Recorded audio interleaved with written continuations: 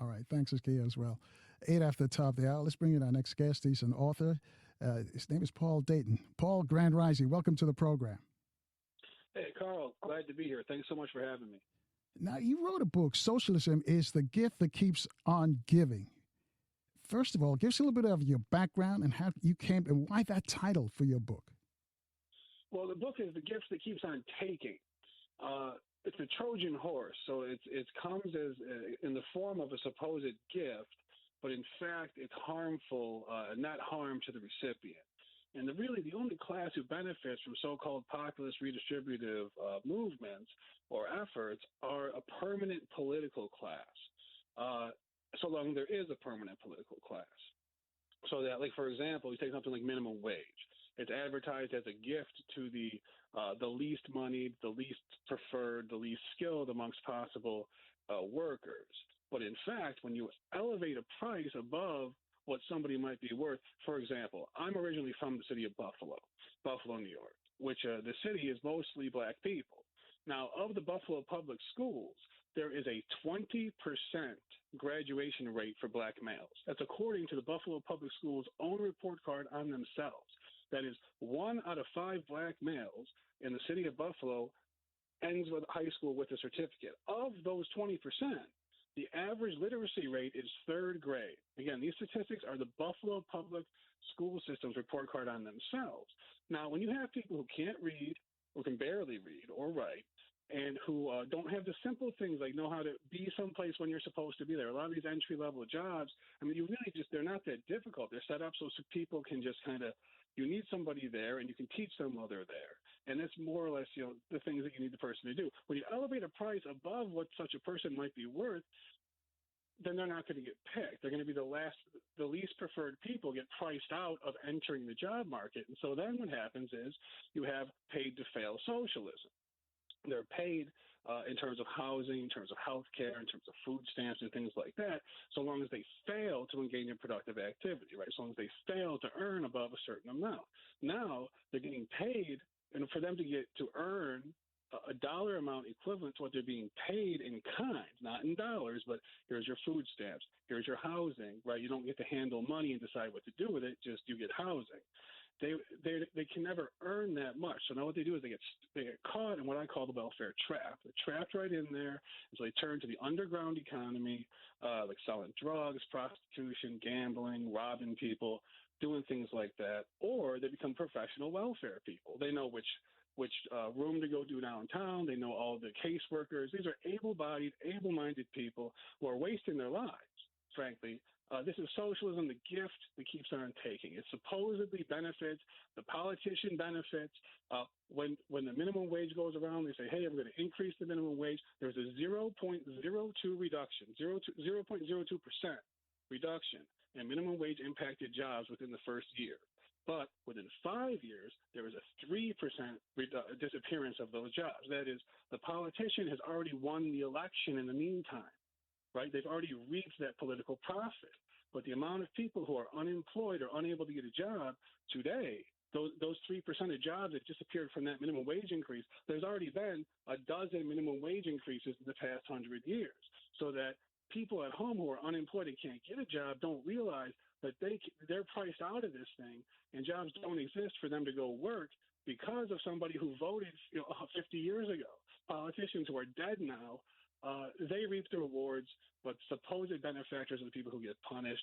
And that's the kind of thing I try to go through in my book through a variety of topics. All right. 11 at the top there. Paul Dayton is our guest. He's an author. Paul, can you define socialism for us then? How do you see it? Sure. So socialism, some people have this, are married to sort of a dictionary definition where it's a certain type of redistribution. I'm using socialism because it's a wider term. Some people call it communism. The presently fashionable term for it is woker. It was called New Dealerism in this country. It was called Great Society for a while. Anything that concentrates power into the hands of the few by decree in the name of helping the masses. I'm calling that socialism because that's the presently fashionable term, is socialism. So that what you have is when you put the power into the hands of people who are pulling the levers of power so that they can decide, again, what wages people may or may not negotiate for themselves. It actually abrogates the person's freedom to contract with their employers at their own price. Not a person who can barely read, for $4 an hour, it's worthwhile for them to give me a chance. They can teach me something. I can be somebody who's reliable. After a while, I can make connections there. I can learn how to do something else. I might get a job elsewhere. I at least can get started, a chance to get started on a legitimate path where I can become better. When I'm priced out of the job market by a minimum wage that's above what somebody's willing to take a chance on me, again, that's the main problem. So the people who are controlling it, it gets tighter and tighter. They start deciding where people can live. People can live certain places. They start deciding how much grain can be produced, how much meat can be produced, and so on. Anything that takes the power to choose out of the hands of the individual and into the hands of the politicians or the bureaucrats. That's what I'm calling socialism. All right, 13 at the top there. Family just joined us. I guess it's Paul Dayton. He's an author, written a book about socialism. So, Paul, having said that, how would you describe this current wave we're under right now, under the Trump administration? How would you describe that? Well, the second term of the Trump administration, he runs. The Republicans have become socialists and the Democrats have become communists. And that happened, a couple of decades ago from the standpoint that for some reason communism is considered more harsh and much more controlling than socialism. So the Republicans are not that great. I'm not running for office at all. So I'm not really married. I'm not to or from either of the major parties. But what's happening, that Department of Government Efficiency, it sounded good coming in, cutting. People don't realize the great failure of socialism, known commonly as the New Deal in this country during the 1930s. But prior to that, government had reached its hands into the pockets of the people. That is, spending as a proportion of GDP, of the national income, was never more than 10 to 15% of national income until that time, at which point it doubled to 20. Then, during the Great Society, which is the great failure of socialism part 2 during the 1960s, that went up by 50%. National spending was 30% of the national income. By the time we reached the turn of the century, the most recent turn of the century, it was in the high 40s%, nearly 50. The current definition, the working definition of slavery is 51%. If you're not entitled to at least half of what one makes, if it's taken from somebody else, that's the modern definition of slavery. So that the people were perilously close to being enslaved by this government. Now it's down to about 40%. Not that that's good, it's just better. So the Department of Government Efficiency, they were talking about cutting this stuff. I said, listen, when they stop taking money, when they take a big dent how much they take, then I'll be impressed. Because that's what happens. There's sort of this thing where they're just rats. They've created this situation where the money is funneled into Washington, and they can make all these decisions. And the people are left sort of like rats fetching for a piece of cheese, and the politicians are there. The permanent political class is there, sort of slicing a little, taking a little bit of one faction's cheese to give faction B a little bit more of the first person's cheese. It doesn't create more for the people as a whole at all. So that what they're doing, I'm not very impressed by it. And they didn't actually cut any spending, by the way. None of that happened. They went in, they got some headlines, they made some noise, and nothing actually happened. So I'm really not that impressed by what they're doing in terms of cutting spending or bringing more liberty to the people. Well, that was going to, I'm sorry to interrupt you, but that was going to be my question. Do you think that those was a success or a failure? Because they bragged about they were going to cut trillions of dollars from the government. So far, we haven't heard where they've cut and their inefficiencies and people are stealing. We haven't seen one person prosecuted for stealing government funds. So how does it, was this just a three-card Monte on the part of Elon Musk? Or how do you see it? Well, we don't know for certain at this time whether or not it was simply a campaign stunt, campaign promise, which they had no intention to keep, or whether or not they went in there and they tried to make a difference and there's just such gridlock that they were met with, that they just couldn't get anything done. I don't know the answer to that question yet. And frankly, people won't know the answer to that question probably for some time. These people will all have to leave office and write their memoirs, and there'll be declassified documents. And unfortunately, that's why it's a lot easier to talk about stuff that happened 50 years ago, 100 years ago, and more, because the whole truth has come out. So I don't know. To be honest with you, I don't know. Regarding Trump's first term, I can tell you this. He ran on the campaign. His whole gig was, hey, man, I'm not a politician. I'm an outsider. And when he got into office the first time, he got real politicianist real fast, didn't he? I mean, he was on the golf course as much as any other president. He's there, towing the party line on stuff. He's talking, and he talks for 3 minutes and says nothing. He got real politicianist real fast. You could say that was adjusting to an existing job. That's what a good businessman should do when he walks into a new position like that. You could say that, or you could say that he's full of beans and he's just another politician. That's a person's own sort of choice to make. It was fascinating is that people saw him the first time. Afterwards, I talked to people, and certain people have this impression, this unchanging assertion that he was this unabashed tyrant. I talked to some other people the same day or the same week, and they have this again unchanging, inflexible position that he's the defender of liberty and all of that. And it's fascinating. He was president during the summer of 2020 when the country's busiest states were shut down, apparently against Trump's wishes. He was at least publicly kicking and screaming against it the whole time, but nonetheless, there was a shutdown all summer for the COVID monster, which killed 0.1% of Americans, according to the official story from the CDC. That is 360,000 deaths out of 330 million Americans is 0.1%. It killed hardly anybody. We knew. Right. Now hold on right there, Paul. We got to step aside for a few moments. When we come back, I'll let you finish your point. But also, family, today, 10 years ago, to this date, this is when Donald Trump rode down the escalator and his building on Fifth Avenue. It says he's running for president. And he announced it on this day today. That's history has never been the same since. Anyway, as I mentioned, we got to step aside for a few moments, and we come back. And Paul Dayton is our guest. You got questions for him about socialism? Reach out to us at 800-450-7876. We'll take your phone calls next. Toyota is moving toward a more sustainable future by giving you the freedom to choose from an incredible lineup of trucks, now available in both gas and hybrid models, including the legendary Tacoma and powerful Tundra, both available with the iForce Max hybrid powertrain, and backed by Toyota's legendary reputation for reliability and value. In fact, for 2025, Toyota is the best resale value brand for the 5th year in a row, according to Kelley Blue Book's KBB.com. With Tacoma ranked number 1, holding the highest projected retained value of any vehicle. That means when you choose Toyota, you have more options and less compromise. So visit buyatoyota.com for a great deal on an efficient Toyota today. Vehicles projected resale value specific to the 2025 model year. For more information, visit Kelley Blue Book's KBB.com. Toyota, let's go places. Hey all, I'm Jamie Lynn Sigler, a mom, actor, and advocate. I know how overwhelming it can be trying to decide which treatment is right for you. I've been there. But you should know you're not alone. You can do this.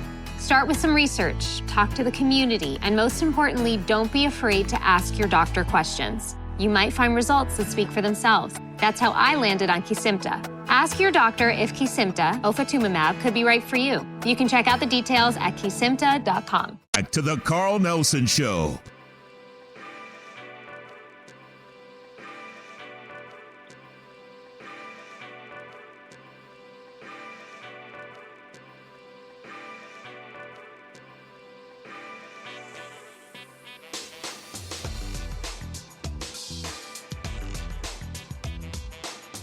Grand Rising family, thanks for starting your week with us at 22 minutes after the top of the hour. Our guest is author Paul Dayton. He's written a book about socialism. Actually, the title is Socialism, the Gift That Keeps on Taking. You'd like to speak to him, reach out to us at 800-450-7876. Got a lot of tweet questions for him, but I'll let him finish your thought first, Paul, and then Money Mike in Baltimore has a question for you. Great. So, we left off with Donald Trump's first term, and the point is, people say he's the defender of liberty, but the shutdowns happened against his will. That stepped all over the people's freedoms to fend for themselves. Now, the money supply was exploded as well during this time. So what people don't know, inflation, which we're presently experiencing, inflation traditionally is where you have too many dollars that don't have any place to go, right? There's a game of musical chairs, and all these dollars are left without any chairs. And so what you have is when you have enforced suppression of production, of goods, which is what the shutdowns were, particularly in Illinois, New York, California, the biggest productive states, combined with flooding the market with currency, you have a manufactured inflation, which is what we're presently experiencing. How could a defender of liberty ever let this happen on his watch? At the same time, how could an unabashed tyrant let all these things happen, even though he was publicly, kicking and screaming against it? So people have these conflicting, polarizing statements about Donald Trump's first term, none of which are accurate. It's very alarming. And again, that's what my book is really about: is getting people to speak the language of evidence as opposed to speaking the language of T-shirt slogans. All right, and you wrote a book also called "Correcting Our Financial Miseducation." Financially, are we being deliberately miseducated, or are we just unable to understand some of the facts? Oh, I think that there's no doubt that there are people who are deliberately miseducating people, particularly about larger financial issues. That book was half about personal finance and half about these larger issues, of how to gain your freedom in personal finance and how not to screw it up on election day, sort of for everybody in that book. In that way. But, when it comes to larger issues, of course, things become politicized and, talk about the New Deal and people speak the language of T-shirt slogans. The fact that if somebody attaches the New Deal to a piece of legislation or their campaign, it does not spell instantaneous political suicide for that person, shows a tremendous wealth of ignorance on the part of the electorate.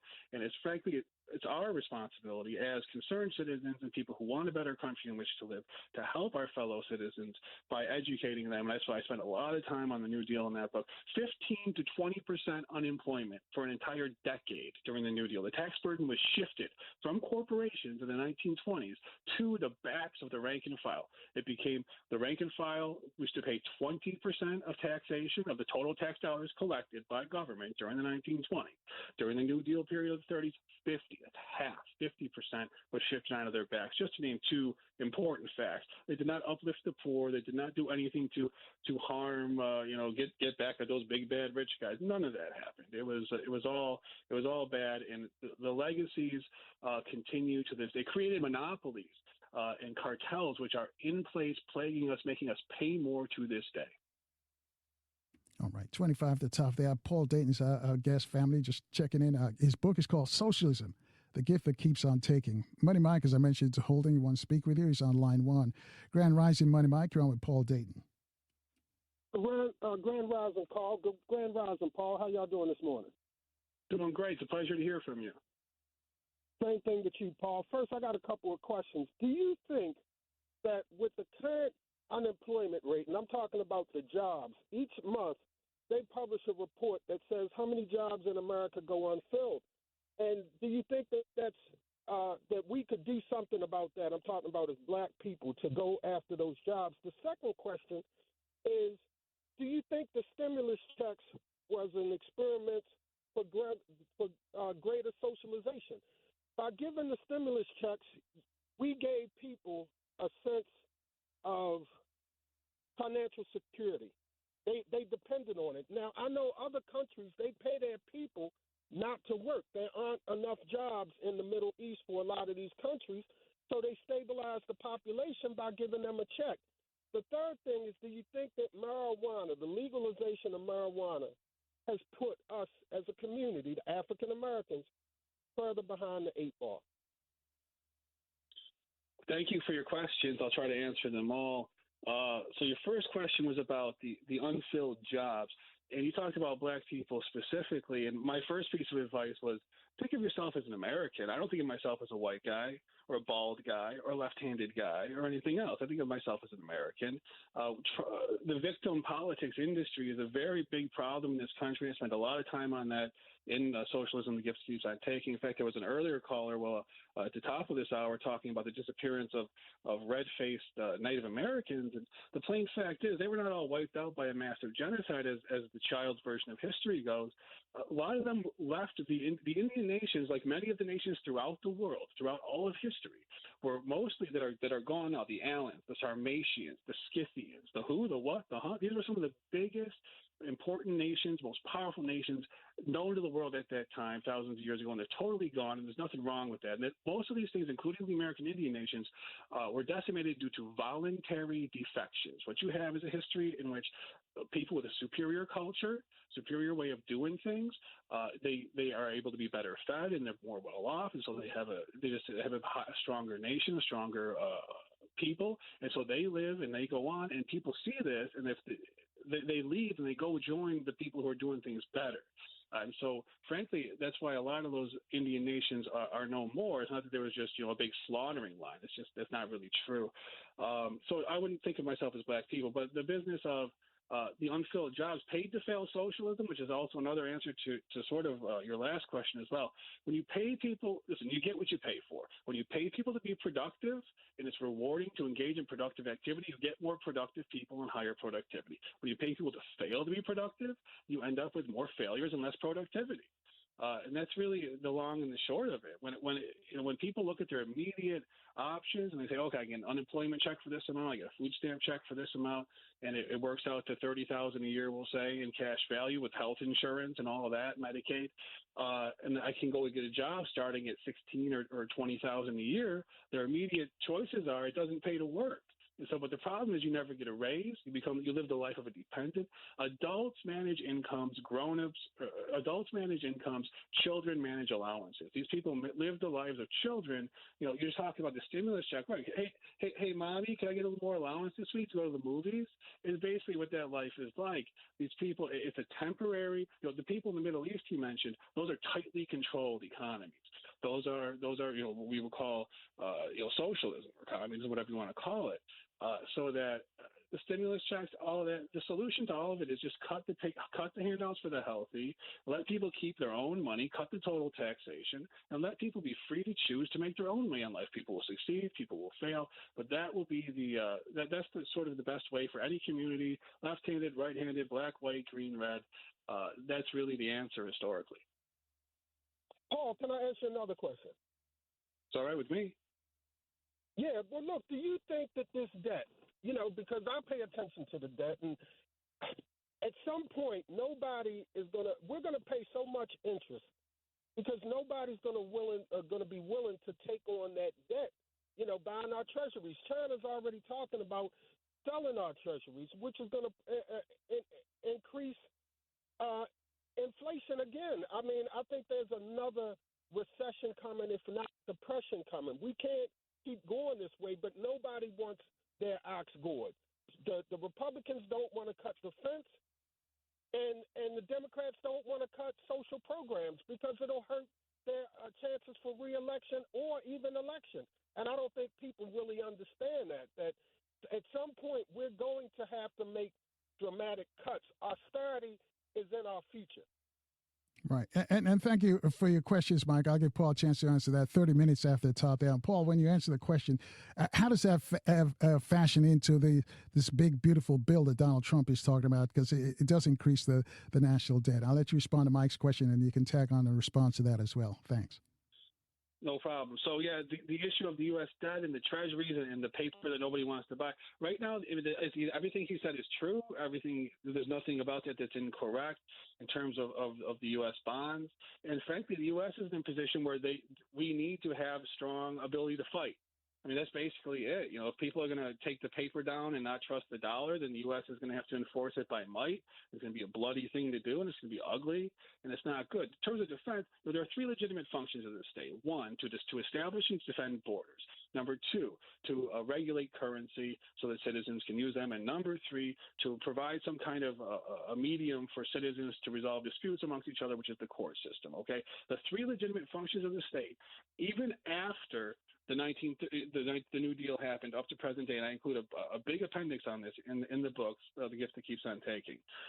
If you don't change anything else, you don't cut anything out of the military spending or anything like that, those three elements are still between 10 and 15% of GDP. You don't need to cut anything in those three areas. If you just cut the rest of that nonsense out of there, you would still be able to have 10 to 15% GDP, let people keep their money, and that would be fine. In terms of that, in the country we get by with the three legitimate functions. And now the second thing, Carl, I forgot what you asked me. I'm sorry. My question was, how does this relate to this new bill that right now it's on the floor up in Congress that Donald Trump wants to get by? Because it will increase the national debt. Well, frankly, the big, beautiful bill. Geez Louise. The two most cancerous legacies of the New Deal. I'm answering your question. The two most cancerous legacies of the New Deal are, number one, the intentional creation of federally dependent special interest groups, and number two, the conversion of the Treasury into a perpetual campaign fund with which to bribe those groups, or at least promise to bribe those groups. And the big, beautiful bill is just another giant spending bill with a bunch of junk in it. It doesn't match the promises. They're not cutting anything important. They're not. It's just another. If the Democrats were doing it, it would be called something else. It could easily be the same thing. It's just more spending. It's not an important change. In my judgment, it's more of the same. All right, 27 away from the top of the hour. Tweet question. Tweeter wanted to know what about corporate welfare? It's the same as individual welfare. Get rid of it. All right, so that answers your question. Another tweet question wanted to know what your thoughts on the Affordable Care Act. And let me just add this to the tweeter's question. That we're the only country that doesn't have some sort of a free health care, and people call that socialized medicine. You go next door to Canada, or you go to Europe. All those countries, they take care of their folks when they get sick. Here, you got to pay. Your response. Is that socialism? Do you think that's socialism? Yeah, well, people in the other countries still pay. I mean, it's sort of you just don't pay at the register. You pay in other ways. The Unaffordable Care Act, people don't know much about it. The fact is, the average cost, so in 2014 and 2017, the average cost of a Medicaid person that was added on is 28% higher than the existing Medicaid person, meaning that the rest of us are all paying more. It's not cheaper.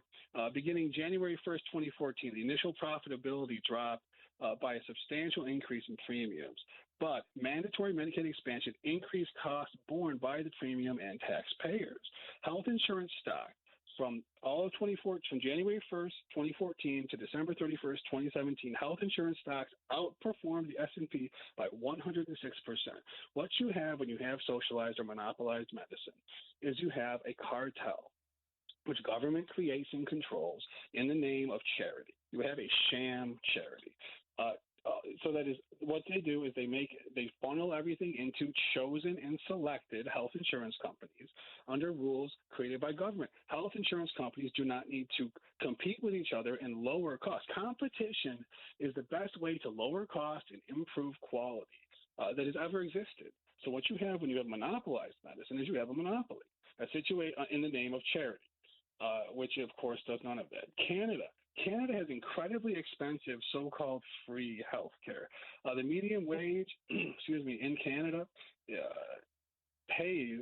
the median wage earner pays 27% federal taxation in Canada, where it's only 19% in the USA. Canada spends taxes 33% of their GDP. Just in federal taxation alone, not including provincial and town spending. The U.S. federal spending alone is 24% of GDP, but of course we know that with state and local spending it's higher, it's closer to 40% total. In Canada, what you have is this unaffordable so-called free health care, and so they raised the old age pension fund, which is of course also unsustainable, just like the one in the United States, so that in Canada, Social Security tax is 17% there as opposed to 15% in the U.S. However, the average check is $984 in Canada in Social Security check as opposed to $1,470 in the United States. That is, they're paying more into their Social Security fund and getting less. Why? Because it's being rated to support the so-called free health care. Just to name a couple facts about that. And one more, we go to Britain, where they, of course, have just because everybody else in the neighborhood does heroin, we're the only one who does it. Just because everyone else doesn't necessarily mean that we should be doing it. It's sort of the end of the story. But yeah, in Britain, starting in 1948 and then ending 25 years later, there were fewer hospital beds at the end of that period than there were at the beginning. 2/3 of the hospital beds at that time had been built before 1900. And of course, what you had when you let something like this go long enough, whether it's Saudi Arabia, China, USSR, Britain, and the United States, you have more what they call administrators than necessary. In fact, in the U.S. at one time, there was one administrator for every 2 nurses ratio in certain areas of this country where it's more tightly and the administrators more tightly controlled. And the administrators, of course, are the most expensive people. but they don't actually do it. They don't actually provide any health care. So it's just a long way of saying I'm trying to say a lot of information in a short amount of time. Right. And hold that thought right there, because we got to step aside and get caught up with the latest traffic and news and weather in our different cities. Family, you want to join this conversation with Paul Dayton? He's written a book. The book is titled Socialism, the Gift That Keeps on Taking. What are your thoughts? 800-450-7876. We'll take all your traffic and weather update. Now back to the Carl Nelson Show.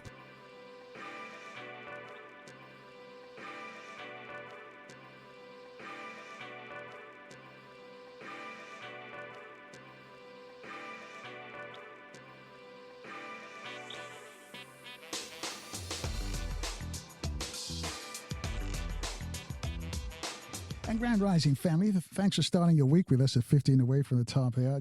Our guest is Paul Dayton. He's written a book called Socialism, the Gift That Keeps on Taking. Before we go back to Paul, I'm just to remind you later this morning, chematologist Tony Browder will be in a studio with us. He's going to talk about the significance of this week's summer solstice and more. Also later this week, you're going to hear from economist Dr. Julianne Malveaux, educator Dr. Kemet Shockley, entertainer Gene Chandler, the Duke of Earl. We're going to continue our Black Music Month special. Is going to join us as well. Also, DC activist Sinclair Skinner will be here. So if you're in Baltimore, make sure your radio's locked in tight on 1010 WLB, or if you're in the DMV, you're on FM 95.9 and AM 1450 WOL. Paul, got a bunch of tweets for you, but I'll let you finish your thought before we do this. The tweet questions for you. Well, thank you. Well, they're happy to answer any questions, and hopefully we'll have a chance to talk a little bit about slavery and the favorite targeted at Black people, the Black Americans, of reparations, and talk about that, hopefully, if we have time. And I encourage people to go to my website, pauldayton.us, to learn more about any of this. And you have to forgive me, Carl. I forgot what we were discussing before the break. All right, I did too. So let's take some of the tweet questions for you. Tweeter wants to know your thoughts about Ronald Reagan's trickle-down theory. Says it didn't work, and you want to get your thoughts on it. Well, during Ronald Reagan's time as president, the government did expand despite its reputation. Now, the people in the administration take credit for a diminution in the rate of expansion, sort of like putting the brakes on the expansion, not bringing it to a stop. Maybe they deserve some credit for it, maybe they don't. But the plain fact is that they did not, the total spending as a percentage of the national income did not get reduced during that period. They did not cut any of these major programs. They really did not. They stopped the rate of expansion, which is good, but they didn't get rid of anything. So that's my verdict. Well, did it work or not working? Well, in terms of you're asking me, did the trickle down theory work? It does work if you leave people alone and let the big dogs be big dogs. Because the thing is, after a while, these big companies fail on their own or reduce in scope on their own. Number one, because it's hard to maintain that kind of size for a long time without government help in the name of regulation. I go into my book. I spend a lot of time on examples like that. Standard Oil Company. The Standard Oil Company in this should be celebrated as a great uplifter of the poor and the working class, and for some reason it's denounced as the opposite of that. I mean, it defeated the tyranny of nature, the tyranny of the sun for the average person, for the regular working man, bringing kerosene lamps into people's homes in the late 19th century. The fact is, Standard Oil did have, I think, 92% of the world's known oil supply for a very short period of time, but that was in the 1870s. In 1911, when it was taken apart by the Supreme Court by a supposedly populist movement, at that time, their rate of market share had been diminishing steadily for decades. It was still a big company, but that's one example. It was still a big company, but it was far from the behemoth it had been. All by itself. And so it does work if you leave people alone, because people get to work, people get the products, the regular people do benefit from the byproducts of big companies if you let them go naturally. So my answer is the theory works, but the Reagan administration didn't really do a lot for people because they didn't take away any of the regulation programs. Gotcha. 12 away from the top air with Paul Dayton and his book, Socialism, the Gift That Keeps on Taking. Let's go to Toronto. You mentioned Canada early. Kelvin's calling from Toronto, is on line one. Grand Rising, Kelvin, you're on with Paul Dayton. Grand Rising, gentlemen. Paul, the question I have, I live in Canada. I'm a U.S. citizen. I live in Canada. Can you hear me? Yeah, I hear you fine. I live in Canada. I've been here for almost 30 years or so, right? I have an issue with your view of socialized medicine in a sense. You know, I pay my tax, and I don't notice the taxes I do pay. But I had a procedure recently done about 2 years ago, and it cost me $0, a heart procedure. That's it. And I did the research. That same procedure, which almost like a life-saving procedure, would have cost me between $10,000 and $40,000 in the States. It cost me $0, nothing. I paid through taxes, and these professionals have to get paid to do the work. So I think you have to be realistic. When socialized medicine does help, it does help. I go to the doctor, I swipe a card. I'm not paying a bill. And what I do, we bought a portfolio some years ago from the States, and I had to look at the credit reports of most of the people in this portfolio, which are making decent money. Almost 90% of those individuals had terrible credit based on medical bills. How do you explain that compared to what you have in the States versus what we have here in Canada, as well as what we have in the UK? Sure. So the answer is you did pay for. You sort of alluded to it. Sort of. You didn't get a bill at the doctor's office that day, but you do pay for it. Of course, you pay for it with taxation, and your neighbors pay for it as well. Maybe your neighbors are paying. I mean, I don't know anything about you personally. We don't have time to get into that right now. I mean, maybe your neighbors are really paying for it more than you are. But you also pay in other ways. People in Canada also pay in terms of waiting. We all pay collectively, and that collectivism, communalism. It has a moral as well as a comfort to the point that you're not going to get sick. You're not afraid to go to the doctor. You're not afraid to take care of some basic needs. It's good to talk numbers and dots and dashes, but when you talk about the whole comprehensive nature of a human being, you have to have that comfort that your health, the most vital thing, is taken care of. In the United States, they have it all wrong. I'm just telling you. Well, yeah, there is definitely a moral aspect to it. I mean, let's say everybody on my street pitches in for food. You need food to live. I pay $1. Everybody else pays $100. Well, we're all pitching in. There's a moral spot. I mean, I would say it was amoral. Myself, it's not necessarily a positive morality to this. And there's also another way that people pay. Go ahead. No. The fact is, what is your solution to what you're saying? What is your solution? You're saying a lot of stuff, but what is your solution? What is your solution to all of this? And I don't get it. I'm trying to. Thanks, Kelvin. Let's give him a chance to respond. Thanks, Kelvin. Go ahead, Paul. Sure. If by solution the man means that the solution is that nobody will ever have any hunger or have any danger or trouble and everything will be solved for them, there is no solution. It doesn't exist. The solutions, which when you talk about statistics and reality, the evidence dictates the conclusion. It's not an opinion. The evidence dictates the conclusion that freedom and unregulated behavior, uncontrolled behavior from central planners yields the greatest bounty of goods, services available and at the best prices and at the best quality. So that my solution, I guess, to give everybody the best opportunity is to do away with collectivized medicine, collectivization of agriculture and everything else. It always makes less for everybody. People pay in terms of waiting as well. People pay in terms of, to see a general practitioner, especially in like the northwestern provinces, it can take 8.7 weeks to get a consultation with a specialist from the time after your general practitioner. These are actual statistics from Canada. Then another 11 weeks to get your actual treatment. That's 20 weeks total. There's always a waiting list in Canada and in Britain. Some people die while they're on the waiting list. By the way, when you have these situations where it's highly regulated like this, you cannot just work harder.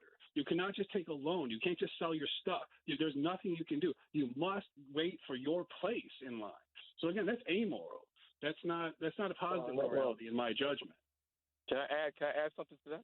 Real quick, Kelvin, we got to move on. Real quick. I mean, if you're waiting, say 2 or 3 months for an MRI, however, if you're afraid to go to the doctor because you're afraid of that bill, you're going to wait anyway, and you're not going to go. You're not going to go to the doctor, and you're going to have an issue, and it's going to be worse. So what? Thanks, Kelvin. We got to move on. But go ahead, Paul. I know what's going on, as opposed to me afraid to go because I can't afford to go. All right, let's get him a response. Thanks, Kelvin. Differently. All right, thank you. All right, Paul, real quickly, because I got another tweet, and I know something else you want to get in. Go ahead, Paul. Hey, I said what I have to say about it. It's you can go ahead. All right. This tweet earlier. It says, will you ask your guest, is it possible for Trump to stop income tax for people earning less than $200,000 a year? And would that help the economy? So what they're really asking is, can you have a targeted minority group called high income earners and try to attack them? I mean, that might be politically profitable, but the answer is to attack minority. First of all, that's anti-liberty. That's amoral. The last guy just mentioned morality. Just target some minority group because it's politically possible. But I would not know. I would not say. I mean, if you're going to abolish income tax altogether, you have to get money from somewhere to fund the three legitimate purposes of government. The question is, where else would you get it from? I would be against, again, just targeting the high earners and putting things on their shoulders because, number one, it reduces total productivity in the long term, and it's also amoral, and it's wrong. So I would not be in favor of that. Is Trump going to do that? I mean, he might. I don't know. All right, 5 away from the top. You wanted to mention about something specifically in the book about black folks. Can you address that? Well, yeah. I mean, I spent a lot of time on the race industry, and particularly in America. I mean, there's this – black people are targeted. Black Americans are targeted in a way that's designed to make them feel like they're an outside group and make them feel – and there's a folklore about them that black people are unique as being enslaved, and nobody else has that in their ancestry. And black people – America is a white supremacist project and a Negro suppressionist project, and none of that could be further from the truth. Of course, everybody has slavery in their ancestry. To name a couple of specifics, between 1500 and 1800, at least 1 million Europeans were enslaved by Africans. From the 8th century BC to the 13th century AD, so that's 1,500 years. In Eurasia, that's Eastern Europe and like the Middle East, the society was broken up into 3 classes of slaves and 1 ruler. 500 AD until the 10th century, Jews traded European Christians as slaves. I mean, just to name a few examples. And then in this country, you have there were free blacks in this country at the signing of the Declaration of Independence. There were free blacks in this country during the famous Compromise of Clay during the stolen election of 1824, one of the most important events in our nation's history. 1807, when Aaron Burr was the sitting vice president was hatching a conspiracy to overthrow the United States and make himself king of a new nation. There were free blacks in the Orleans Territory after Louisiana Purchase who unearthed those rumors. And I mean, just to name a few examples, there are free black people in this country all the way. And then this targeting to the black people as a minority group and trying to gin up this victimhood, which, by the way, there are certain people who were traded as chattel slaves. That is a legitimate victimhood. It cheapens the actual problem when you add all this nonsense to it. And then they have this idea of slave reparations. People talk about turn back the clock, and they try to scare people, turn back the clock in a bad way, like they're going to put the blacks in chains or something. Well, guess what? Slave reparations turn back the clock on civil liberties in a major way. Some of the biggest advancements in individual civil liberties in the world, the Magna Carta of 1215 ensures the punishment must fit the crime, and also that you have to have a credible witness to any crime. Well, of course, the importation of slaves, I mean, the Africans who enslaved the Africans and sold them off to the people who came, the Europeans who eventually brought them to the United States, they might have committed a crime on their own land, but here it was legal. There's no crime committed here. And then but nobody can witness a crime. Yeah, hold that thought right there, because now you got folks want to talk to you, but we're coming up on a break.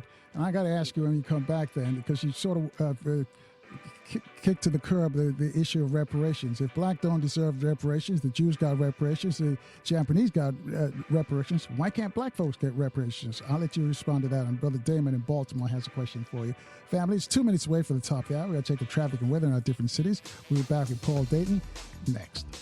Toyota is moving toward a more sustainable future by giving you the freedom to choose from an incredible lineup of trucks. Now available in both gas and hybrid models, including the legendary Tacoma and powerful Tundra, both available with the iForce Max hybrid powertrain. And backed by Toyota's legendary reputation for reliability. More choices, less compromise. Visit buyatoyota.com for a great deal on an efficient Toyota today. Toyota, let's go places. Hey all, I'm Jamie Lynn Sigler, a mom, actor, and advocate. I know how overwhelming it can be trying to decide which treatment is right for you. I've been there. But you should know you're not alone. You can do this.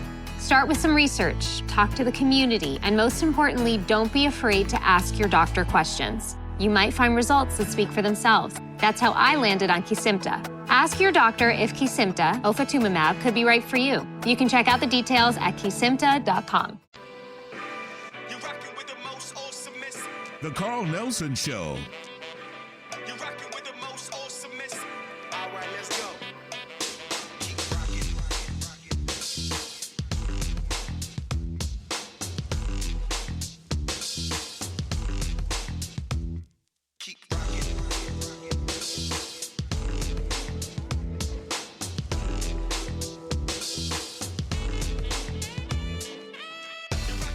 Grand Rising family, thanks for starting your week with us. 2 after the top there with our guest. He's an author. His name is Paul Dayton. He's written a book called Socialism, The Gift That Keeps on Taking. And momentarily, we're going to speak with Brother Tony Browder.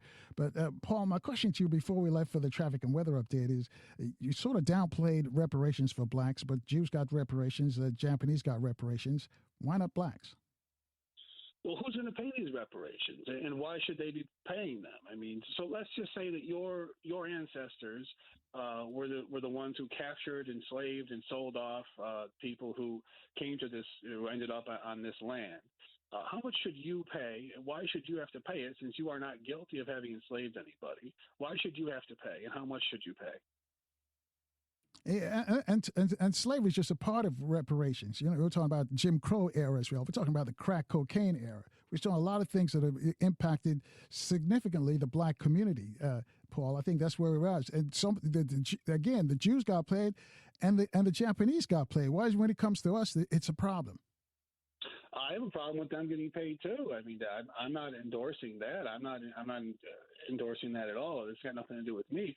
So you're basically saying these other people got handouts. I want to see if I can get a handout for myself. No, not necessarily. No, not that. Because as you recall, since you're a historian, you know when white folks came to this country, they were given free land, and we weren't given any free land. Whoa! What do you mean? This country, when people from England came, the Virginia Company, it was a private business by private investors with private money. People came over here, paid for the land when they came here. The first Virginia Company failed. So you're saying that when the folks who went out west, they weren't given free land? There were people, well, I can tell you also, there were people in Pennsylvania, for example, who were given some land on the condition that they would farm it and they'd become taxpayers, but that was done privately by private men who owned the land. There were people who came here who were given land as a condition of their, again, having worked after 7 years or 12 years or a period of time, sometimes 14 years, they would be indentured servants. As part of their passage, they would earn their way. It's not really free, but they would have earned some land. It was an arrangement, a private contract made. So it's not really free. I mean, perhaps somebody was given some land. We'll stay opposed on that line because we raced the clock here. Got chematologist Tony Browder on deck. So I want to take one more call for you. Damon is calling from Baltimore. Has a question for you. He's on line one. Grand Rising, Damon. You're with Paul Dayton. Grand Rising, Brother Carl. Grand Rising, Kevin. My question is to Mr. Dayton. Like, what is your political leaning? Are you a Republican? Because the things you're saying sound like Republican talking points. You're coming on, you're whitewashing slavery. You're comparing the chattel slavery that was based on racism here in America to slavery around the world, where people were allowed to live. They were allowed to have positions. They were allowed to own property. They were just allowed to be human. We were dehumanized in this country and are still being dehumanized. And the things you are saying are very, very glib, and they're whitewashing everything that happened. I don't know where you get all this stuff from. And Carl just asked you about reparations, and your comment was black people don't deserve reparations. But we've given the land of Israel to the Jews back in 1947, and you see the displacement that's caused the Palestinians to this day. Like, how can you sit here and say these things in the face of reality? I feel like you're just whitewashing everything. You're glossing over the importance of what happened to us in this country because you don't know, because you weren't part of it. So you can easily say, and then to say things like, I consider myself an American. I don't see myself as white. You have that privilege. Sir, how many years were you enslaved? You don't have the same experience we had. So for you to come on and speak on these things, sir, I'm trying to make my point. Hold on, Paul. Let him finish his point, Paul. I'm the guest. Let him finish, and then you can respond. Go ahead, Damon. Thank you. Real quick, because we're running out of time. Like I said, I feel like you're whitewashing things. I want to know if you're a Republican, because it sounds like you come in here to derail our thinking pattern. That's all I have to say. Peace. Carl, thanks, enjoy Damon. your day. Paul, your response? I'm not running for office. I'm not a member of any political party. I've done nothing but badmouth Republicans and Donald Trump and Ron Reagan for his big spenders. So, I mean, you're just associated, sir, with reality. I advise you to pay closer attention. All right. Thanks, Paul. We just are flat out of time. Your book, Socialism, The Gift That Keeps on Taking. How can folks get your book? Go to pauldayton.us. You can send me questions there through the Email Me feature. Thank you so much for having me, Carl. I appreciate it, and I hope that we'll talk again sometime. All right. Paul Dayton family, the Socialism, The Gift That Keeps on Taking. Interesting conversation. You never know how people think about you. Somebody sent me this tweet. He says, Paul Dayton, for Paul, he says, everybody's a genius. Everybody's just saying, but if you judge a fish by its ability to climb a tree, it will live its whole life believing that it's stupid because it can't climb the tree. Anyway, thank you for the person who sent me that. That was a quote from Albert Einstein. 800-450-7876. Tony Browder, Grand Rising. Welcome back to the program. Good morning, my brother Carl. You sure know how to pick your guests, don't you? Well, I figured you coming on, so we needed some balance, you know? Well, it's good to know what people are thinking. And not everybody thinks alike. Not everybody agrees. And it's important to know the thoughts that are driving your competitors, the thoughts that are driving other forces that you'll be encountering at some point in your life. We can't go through life thinking one thought or thinking that everybody believes the same thing. You go out, you get information from as many different sources as possible, and then you determine what direction is best for you. So it was good having the other guests on. It's clear that he's well-read, he's opinionated, but his opinions are opinions that I believe, particularly when you started asking him about reparations and that whole thing, he's so out of touch with things that matter to the majority of your listeners, Carl. And so I would say it was good having him on so that we have an awareness of how other people are thinking so that we can modulate our thinking and do what needs to be done. So I appreciate his presence on the show, and it just reminds me that there are so many people, hundreds of thousands of people who think the same way. Many of them are in positions of power and influence, and if they have anything to say about it, they're not giving us anything. So that's a reality. And it's a reality. Right. Let me jump in here, Tony, Tanner, after the top there, because, they live in a bubble as well. They don't know. Their reality is different from our reality. So sometimes you have to have them on and let the audience know this is what they're thinking, because they don't get out to further than what Fox News is telling them. They don't listen to anything else. So this is why they believe in the things they believe in. And they listen to the same people over and over, and then they write books like this. And so, okay, let's see what you got, so our people know that, hey, this is how, as you mentioned, how other people think. Now you can make up your own mind what you think. Sure, and to your point, Carl, we live in a bubble too. I was just in California last week, and I got to tell you, man, every time I leave the DMV, the Washington, Virginia, Maryland area, I'm in a different world. We have access to information here in the DMV, and we have had access to information here in this area for well over 50 years with Black-owned radio stations and television stations and newspapers. We get information that the rest of the world doesn't get. Consequently, when you leave D.C. and go to the West Coast or go to the South or go to the Midwest or other places further east, you don't get information. And so information determines your consciousness. And if you're in an environment where you never hear anything positive about black folk, and you're surrounded by people who don't look like you, and that's what I see every time when I go to California. It reminds me of where I live.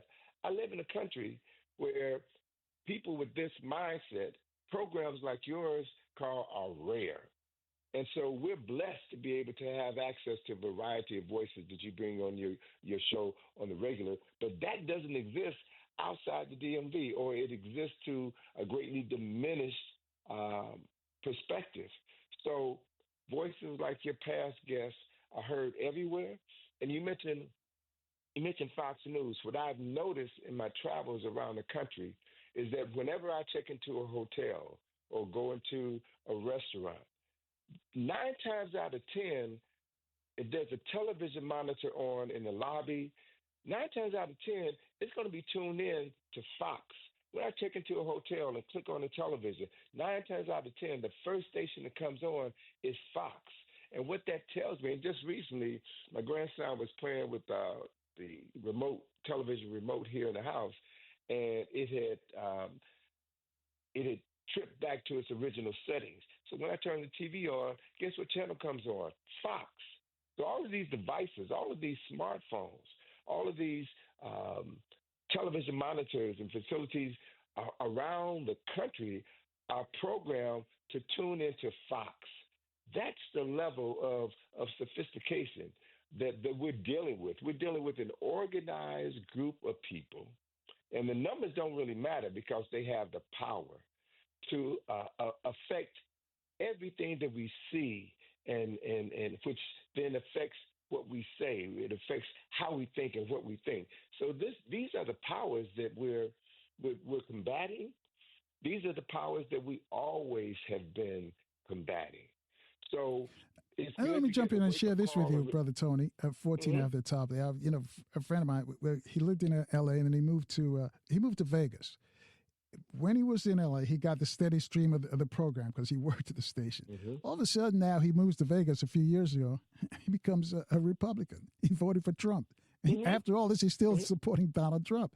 So I said, well, what are you consuming? Where are you getting your information from? Fox. He says, we got a bunch of black radio, but all they do is play music. So I'm saying that what you're talking about, the effect on our people's consciousness and their beliefs is shaped by what they hear, the information they get. Because he was no longer getting information, pro-black information, because there's no, even though they got a bunch of black, so-called black stations in Vegas, none of them were doing anything as far as trying to educate our people. So he's a radio a geek, so he's listening to what's coming through the Fox channel. Exactly. Whatever you're exposed to consistently shapes your consciousness, and it shapes your consciousness from the inside out. It shapes your cellular structure, and media, particularly radio, has been a primary instrument for shaping consciousness. And then as television became popular in the 50s and 60s, television became the primary molder of minds. And back in the day, Carl, back when we were children watching television, there was only 3 television stations. But with the advent of cable, you now have hundreds of television stations, and each station can broadcast a different consciousness. Each station has a different frequency. So people are more confused now than at any point in history. And how does that confusion present itself? Let me just share some stats with you and your listeners, Carl. These come from the National Literacy Institute.com. And it describes how we got where we are right now. It says 21% of Americans are illiterate. That's 52 million adults are illiterate. 54% of Americans can't read beyond the level of a 11-year-old. And that's 141 million adults. So when you think in terms of the news, Fox News, or think in terms of newspaper articles, television programs are geared toward 12-year-old. So the vocabulary is minimized, right? The comparative analysis is minimized, is reduced because they're speaking to an audience that has been intentionally dumbed down. 67% of Americans have no education past high school. The majority of Americans are illiterate. This is a reality.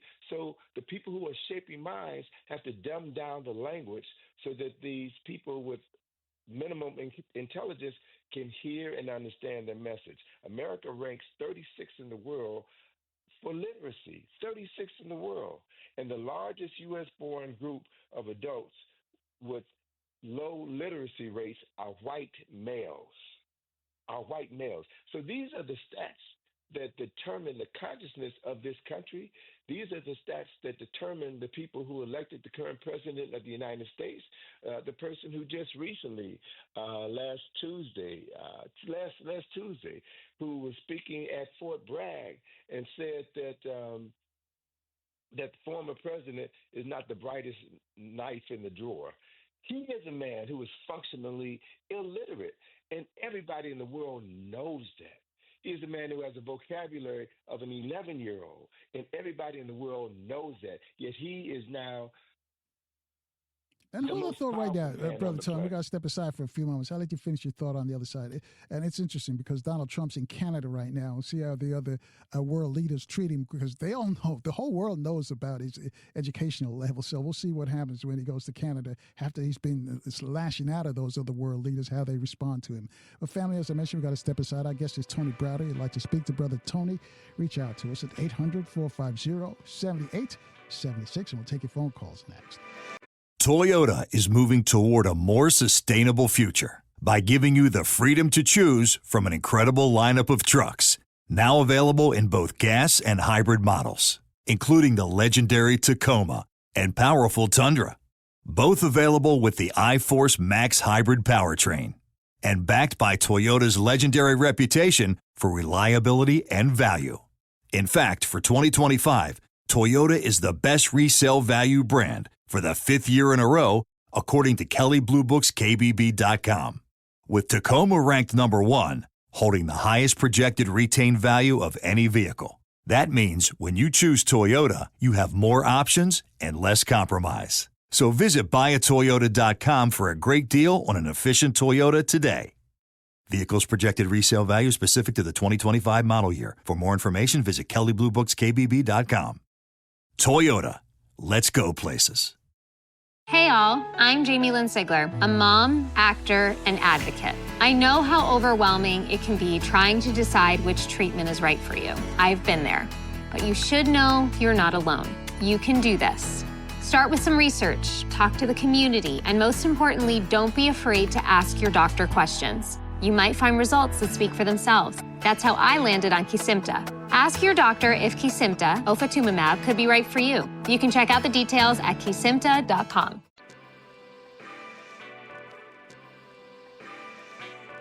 Now back to the Carl Nelson Show.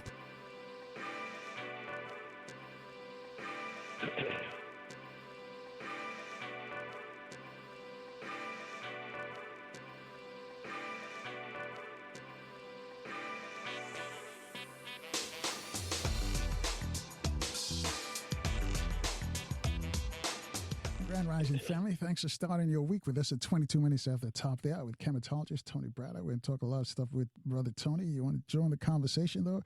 Reach out to us at 800-450-7876. Brother Tony, I'll let you finish your thought, but let me add this on, too. Part of the problem with mainstream media, you see what happened. They're all scared. What happened to the guy at ABC, Terry Moran? He said something. He didn't even say it on the airways. He said something personal, and he got fired. So this the Trump administration's put fear. You saw what happened to Joy Reid. You saw how they silence people who speak out against them. But I'll let you finish your thought.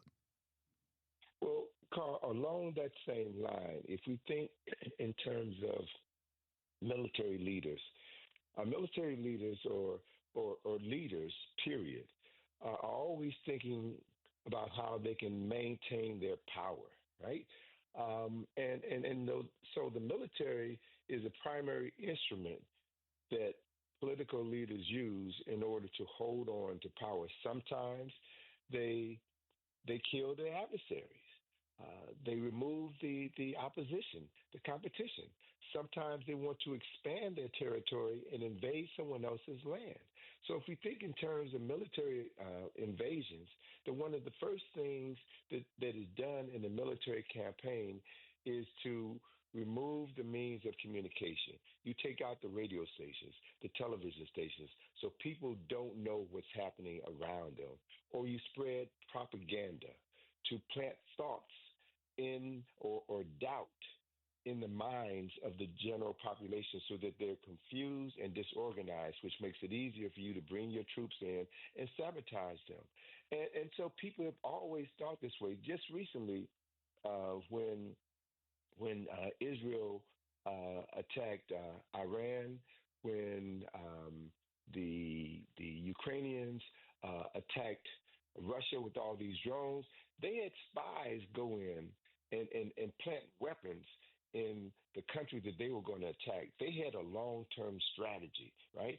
And once all these weapons were in position, once all these drones were in position in trucks inside of enemy territory, then all they had to do is flip a switch and activate these devices, and they destroyed their enemy's environment. That's what warfare is all about. So the people that we're dealing with, they think on that level. They have the power, they have the resources to take whatever they want. And so when you're dealing with a power like that, you can't think or you can't battle them conventionally.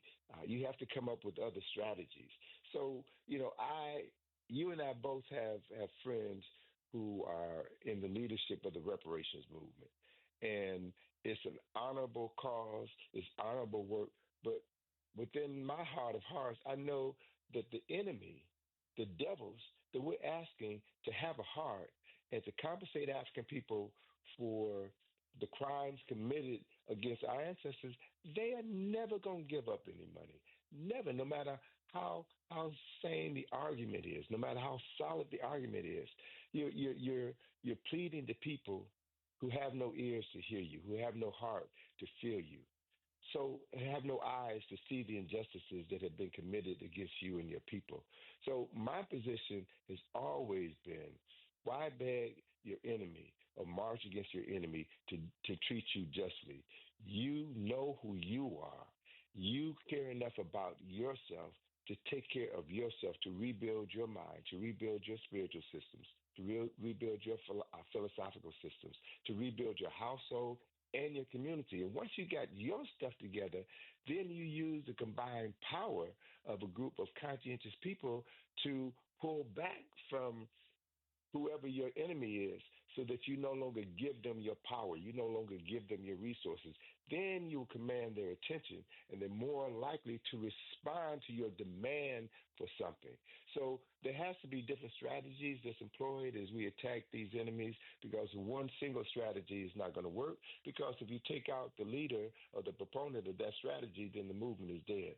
So there's different ways to attack this enemy, this proven enemy of African people, of good people. And we have to be willing to employ different strategies and use the ones that work best, jettison the ones that have not worked over decades or centuries, and then program, train the next generation of people to understand what works, what strategies work, what strategies don't work, so that we can achieve this objective of victory over our oppressors sooner rather than later. All right, 28 after the top here. A family just checking in. Our guest is chematologist Tony Browder. We're going to talk about the significance of this week's summer solstice. And also, Brother Tony's going on a tour of museums in Paris and London. We're going to talk about that as well. But right now, Mike is checking in. He's on line one. He's calling from Washington, D.C. Grand Rising, Mike. You're on with Tony Browder. To Nelson and to your guest. Sir, one reason why people are watching Fox and Mr. Nelson and his producer have been listening to me for a while, and people are starting to see this, the mainstream, what we call legacy media, that have been around for so long, the New York Times and the Washington Post and all of them, and CBS and NBC and CBS, and now and for years, the last 40 years, CNN, and on board now, the new people, MSNBC, people are not watching them anymore for so